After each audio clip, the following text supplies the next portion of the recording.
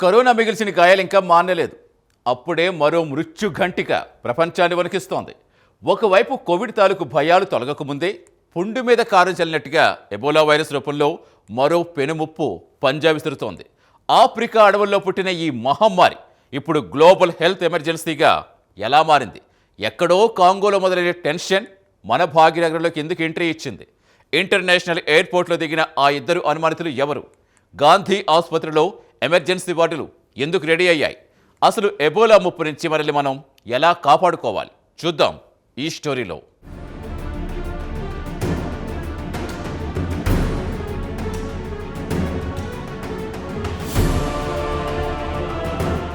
ప్రపంచాన్ని ఇప్పుడు ఎబోలా మహమ్మారి తీవ్రంగా వణికిస్తోందా అన్న భయం సామాన్యుల నుంచి నిపుణుల వరకు అందరిలోనూ మొదలైంది.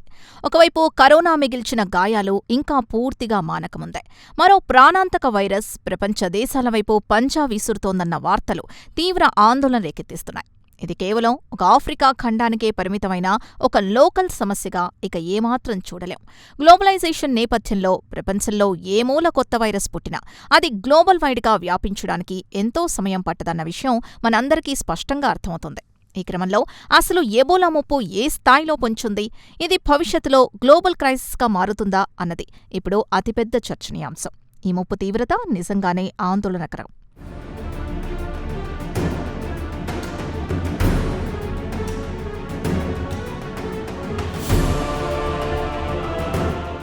అసలు ఎబోలా వైరస్ ఏంటి? ఇది ఎందుకు అంత భయంకరమైంది అనే ప్రశ్నలు సహజంగానే ఉత్పన్నమవుతున్నాయి. ఎబోలా అనేది జంతువుల నుంచి మనుషులకు సోకే ఒక ప్రాణాంతకమైన జూనోటిక్ వ్యాధి. ఇది సోకిన వ్యక్తి శరీరంలో ఇంటర్నల్ బ్లీడింగ్కి దారితీసి ప్రధాన అవయవాలన్నిటినీ చాలా వేగంగా నిర్వీర్యం చేస్తుంది. ఇన్ఫెక్షన్ సోకిన వారిలో మరణాల రేటు అత్యంత దారుణంగా ఉండటమే ఈ వైరస్కున్న అతిపెద్ద డేంజర్ ఫ్యాక్టర్. శరీరంలోని ఫ్లూయిడ్స్ అంటే రక్తం, లాలాజలం లేదా చెమట ద్వారా ఇది ఒకరి నుంచి మరొకరికి ఈజీగా ట్రాన్సిట్ అవుతుంది. మెడికల్ సైన్స్ ఎంత డెవలప్ అయినా ఈ వైరస్కు సంబంధించి పూర్తిస్థాయి క్యూర్ ఇంకా అందుబాటులో లేకపోవడం మెడికల్ ఎమర్జెన్సీకి దారితీస్తోంది. ఇది ఏమాత్రం నిర్లక్ష్యం చేయలేని ఒక పెద్ద ముప్పు.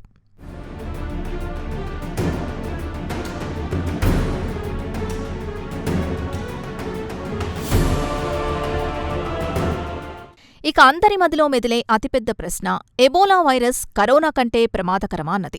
స్ప్రెడ్ అయ్యే వేగం పరంగా చూసుకుంటే కోవిడ్ చాలా ఫాస్ట్గా వ్యాపిస్తుంది, గాలి ద్వారా స్ప్రెడ్ అవుతుంది. కానీ డెత్ రేట్ గమనిస్తే మాత్రం కరోనా కంటే ఎబోలా 100 రెట్లు ఎక్కువ ప్రమాదకరమని హెల్త్ ఎక్స్పర్ట్స్ విశ్లేషిస్తున్నారు. కోవిడ్ బారిన పడిన వారిలో రికవరీ రేటు చాలా ఎక్కువ. కానీ ఎబోలా సోకితే ప్రాణాలతో బయటపడటం దాదాపు మిరాకిల్ అనే చెప్పాలి.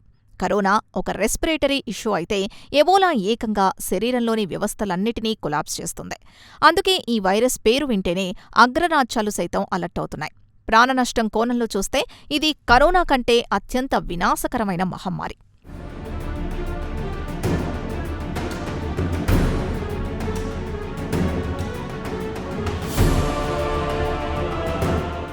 ప్రస్తుతం ఆఫ్రికా ఖండంలోని కాంగో దేశంలో పరిస్థితులు అత్యంత హృదయ విదారకంగా తయారయ్యాయి. అక్కడ ఎబోలా బారిన పడి జనం పిట్టల్లా రాలిపోతున్నారన్న వార్తలు ప్రపంచాన్ని తీవ్ర దిగ్భ్రాంతికి గురిచేస్తున్నాయి. సరైన మెడికల్ ఫెసిలిటీస్ లేకపోవడం, హైజీన్ కండిషన్స్ లోపించడం వల్ల ఆ దేశంలో ఇన్ఫెక్షన్ రేటు రోజురోజుకు విపరీతంగా పెరిగిపోతోంది. ఆసుపత్రులన్నీ పేషెంట్లతో నిండిపోయాయి. ఎవరిని ఎలా కాపాడుకోవాలో తెలియని ఒక బ్లైండ్ సిచ్యువేషన్ అక్కడ నెలకొంది. కనీస మందులు, ఐసోలేషన్ సెంటర్లు అందుబాటులో లేక హెల్త్ వర్కర్లు కూడా తీవ్ర ఇబ్బందులు పడుతున్నారు. కాంగోలో జరుగుతున్న ఈ ప్రాణ నష్టం కేవలం ఆ దేశానికే కాదు, యావత్ మానవాళికే ఒక పెను ప్రమాద ఘంటికగా భావించాలి. పరిస్థితి చేయిజారిపోతున్న సూచనలున్నాయి.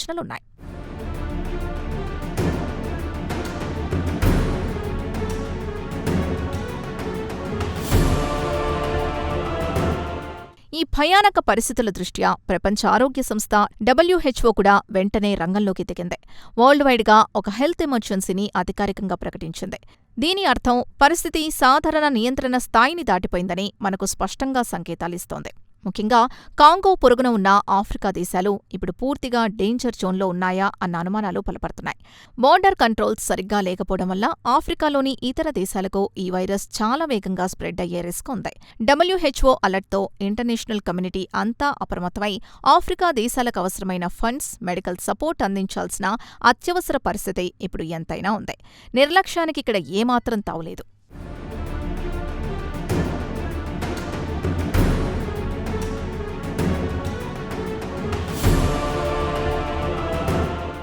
ప్రపంచ ఆరోగ్య సంస్థ గ్లోబల్ ఎమర్జెన్సీ ప్రకటించిందంటేనే పరిస్థితి ఎంత తీవ్రంగా ఉందో మనం అర్థం చేసుకోవచ్చు.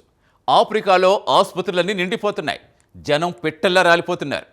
ఇక ఈ ముప్పు మనదాకా రాదనుకుంటే అది అతిపెద్ద పొరపాటే అవుతుంది. ఎందుకంటే మన హైదరాబాద్ వెలుగు చూసిన ఆ సంచలన పరిణామం ఇప్పుడు అందరి గుండెల్లో రైలు పరిగెత్తిస్తోంది. ఇంతకీ సిటీలో ఏం జరుగుతోంది? డీటెయిల్స్ చూద్దాం.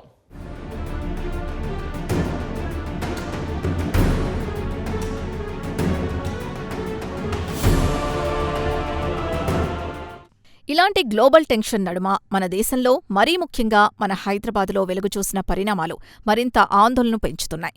ఆఫ్రికా దేశాల నుంచి ట్రావెల్ హిస్టరీ ఉన్న 2 వ్యక్తుల్లో ఎబోలా లక్షణాలున్నాయన్న వార్త నగరంలో ఒక్కసారిగా కలకలం రేపింది. వీరిద్దరినీ అనుమానితులుగా గుర్తించిన హెల్త్ డిపార్ట్మెంట్ తక్షణమే వారిని పర్యవేక్షణలోకి తీసుకుంది. ఇంటర్నేషనల్ ఎయిర్పోర్ట్ నుంచి నేరుగా నగరంలోకి ప్రవేశించిన వీరికి నిజంగానే ఇన్ఫెక్షన్ ఉంటే కాంట్రాక్ట్ ట్రేసింగ్ చేయడం అధికారులకు పెద్ద ఛాలెంజ్గా మారుతుంది. ఇది గనక కన్ఫర్మ్ అయితే లోకల్ ట్రాన్స్మిషన్ రిస్క్ చాలా ఎక్కువగా ఉంటుంది. సిటీ ప్రజల్లో ఎబోలా పేరు వినగానే ఒక రకమైన పానిక్ సిచ్యువేషన్ అయితే క్రియేట్ అయిందనే చెప్పాలి.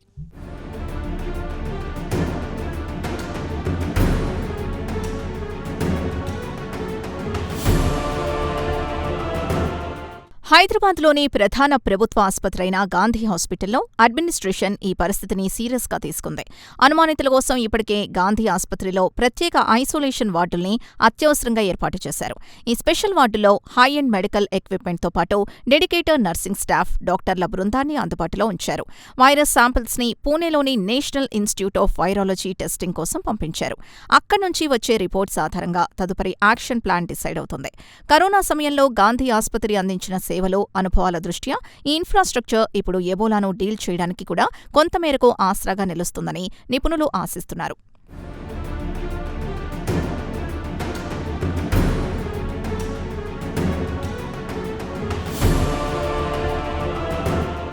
ఈ సంక్షోభ సమయంలో కేంద్రం తీసుకున్న చర్యలు సరిపోతాయా అన్నది ఇప్పుడు ప్రధానంగా చర్చకొస్తున్న అంశం. కేంద్ర ఆరోగ్య మంత్రిత్వ శాఖ అన్ని రాష్ట్రాలకు ఖచ్చితమైన గైడ్లైన్స్ జారీ చేసినప్పటికీ గ్రౌండ్ లెవెల్లో వాటి ఇంప్లిమెంటేషన్ చాలా కీలకం. ప్రధానంగా ఇంటర్నేషనల్ ఎయిర్పోర్ట్లో పోర్టుల వద్ద స్క్రీనింగ్ ప్రాసెస్ మరింత కఠినతరం చేయాలి. ప్రయాణికుల ట్రావెల్ హిస్టరీని పక్కాగా మానిటర్ చేయకపోతే ఒక్క కేసు బోర్డర్ దాటి లోపలికొచ్చినా అది పెను విధ్వంసానికి దారితీస్తుంది. కేవలం థర్మల్ స్కానర్లు పెట్టి వదిలేకుండా అనుమానితుల్ని క్వారంటైన్ చేసే పటిష్టమైన వ్యవస్థను కేంద్రం డెవలప్ చేయాల్సిందే. ప్రెజెంట్ తీసుకున్న యాక్షన్ ప్లాన్ బాగున్నా అది మరింత స్ట్రాంగ్గా ఉండాలన్నది వాస్తవం.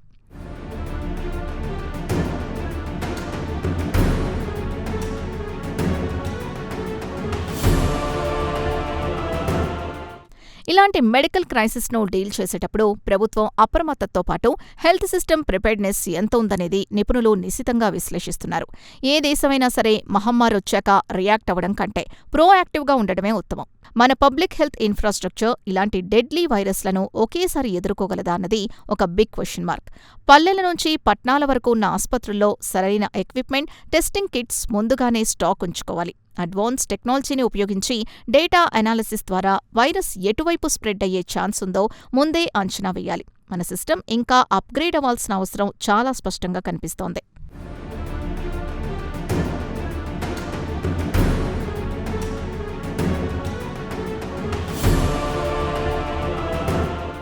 ప్రభుత్వాల ప్రిపరేషన్ మాట ఎలా ఉన్నా అసలు మన సిస్టమ్ ఈ విపత్తు తట్టుకోగలదా అన్నదే అతిపెద్ద ప్రశ్న. ఎందుకంటే కరోనా సెకండ్ వేవ్ సమయంలో మనం పడ్డ కష్టాలు, చూసిన కన్నీళ్లు అన్నీ ఇన్నీ కావు. మరి గతం నేర్పిన ఆ చేదు గుణపాఠాల నుంచి మనం ఎలాంటి జాగ్రత్తలు తీసుకోబోతున్నాం, భవిష్యత్ ఎలా ఎదుర్కోబోతున్నాం, విశ్లేషిద్దాం వివరాలు.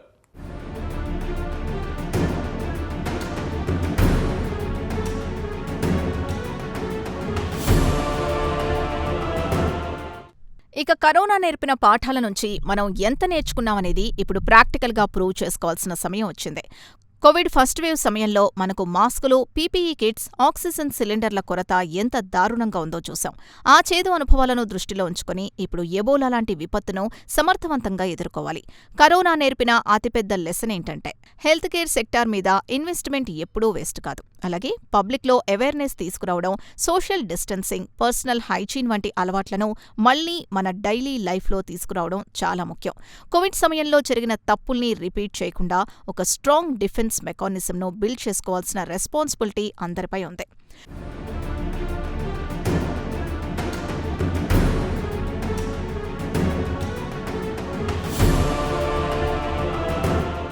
ప్రస్తుతం గ్లోబల్ హెల్త్ పాలిటిక్స్ కూడా ఈ మహమ్మారి చుట్టూనే తిరుగుతున్నాయి. ఆఫ్రికా దేశాలకు డెవలప్డ్ కంట్రీస్ ఏ మేరకు సహాయం అందిస్తాయన్నది కూడా ఇప్పుడు పెద్ద చర్చనీయాంశం. వ్యాక్సిన్ రీసెర్చ్ అండ్ డెవలప్మెంట్ విషయంలో ఫార్మా కంపెనీలు తమ కమర్షియల్ యాంగిల్ని పక్కకు పెట్టి మానవతా దృక్పథంతో ఆలోచించాల్సిన అవసరం ఏర్పడింది. ఇది కేవలం ఒక దేశ ఆరోగ్య సమస్య కాదు, గ్లోబల్ ఎకానమీని, హ్యూమన్ సర్వైవల్ను శాసించే ఒక క్రిటికల్ ఇష్యూ అని మనకు స్పష్టంగా అర్థమవుతోంది. అన్ని దేశాలు కలిపి ఒక జాయింట్ యాక్షన్ ప్లాన్తో ముందుకు వెళితేనే ఈ వైరస్ చైన్ని బ్రేక్ చేయగలం. రాబోయే రోజుల్లో ప్రపంచం ఎలా రియాక్ట్ అవుతుందనే దానికి ఎబోలా ముప్పు ఒక పర్ఫెక్ట్ టెస్టింగ్ గ్రౌండ్ లాగా మనకు సంకేతాలిస్తోంది.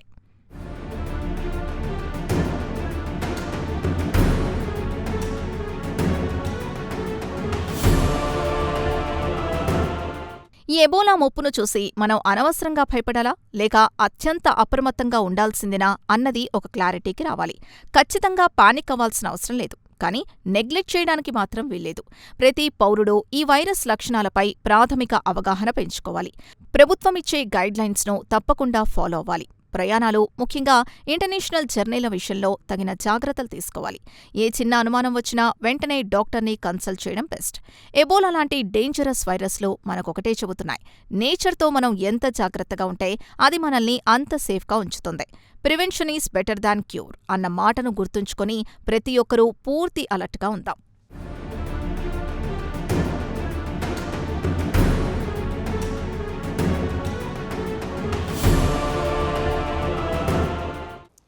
ఎబోలా అనేది కేవలం ఒక మెడికల్ క్రైసిస్ మాత్రమే కాదు, ఇది మానవాళి మనుగడకే సవాల్ విసురుతున్న అతిపెద్ద పరీక్ష. నిర్లక్ష్యం చేస్తే ప్రాణాలు గాల్లో కలిసిపోవటం ఖాయం. పానిక్ అవ్వాల్సిన పని లేదు, కానీ అత్యంత అప్రమత్తంగా ఉండటం మాత్రం ప్రతి ఒక్కరి బాధ్యత. ప్రకృతితో చెలగాటమాడితే ఫలితం ఎంత భయంకరంగా ఉంటుందో ఈ వైరస్ పరోక్షంగా హెచ్చరిస్తోంది. సిస్టమ్స్ను అప్గ్రేడ్ చేసుకోవడంతో పాటుగా స్వీయ రక్షణ పద్ధతులు పాటించడమే మన ముందున్న ఏకైక మార్గం. అలర్ట్గా ఉందాం, సురక్షితంగా ఉందాం.